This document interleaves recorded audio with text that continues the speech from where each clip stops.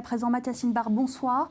Cette attaque, en tout cas, elle rappelle à la France la permanence de la menace qui pèse sur elle. Ce sont des attaques qui sont amenées à se multiplier, qui sont de plus en plus régulières. Oui, vous avez dit le terme, Daniel. Permanence, je dirais presque récurrence cette année 2015. Alors, j'ai choisi des dates peut-être subjectives, mais en tout cas, elles rappellent bien l'état dans lequel se trouve aujourd'hui la France. 7 janvier 2015, ce sont les attentats, l'attaque en tout cas contre Charlie Hebdo. 2 jours plus tard, 48 heures plus tard, l'attentat à l'hypercachère. Le 9 janvier, 19 avril, cet attentat manqué de Sidi Ahmed Erlam, cet étudiant en informatique de 24 ans.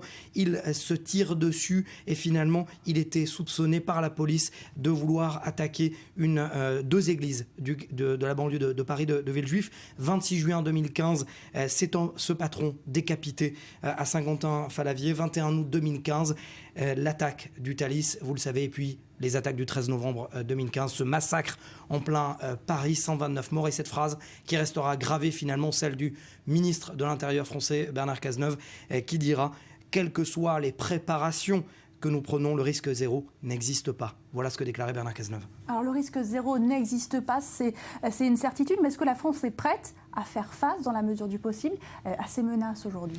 Aujourd'hui plus qu'elle ne l'était au soir du 13 novembre. C'est vrai, les services de renseignement français et aujourd'hui sont déterminés avec l'aide de leurs homologues européens et mondiaux. On sait que les Marocains, par exemple, ont aidé les Français à retrouver la trace de Abaoud. Mais finalement, la question est de savoir quels sont les moyens engagés par l'État français. Il faut aujourd'hui 5 agents de la DGSE pour traquer un fichier S. Il y a des centaines, des milliers de fichiers S, d'où l'importance de la qualité humaine en termes de renseignement. Quel est le degré de préparation aujourd'hui de l'agent de renseignement aux policiers au sol? Et si la lutte, finalement, Daniel, anti-cellules terroristes est aujourd'hui efficace, peut être efficace, finalement, les attaques d'éléments isolés, comme on l'a vu en Israël récemment, aux États-Unis, à San Bernardino, et aujourd'hui, est quasiment ou sont plus ou moins imprévisibles. Merci beaucoup, Mathias Inbar, pour ce décret.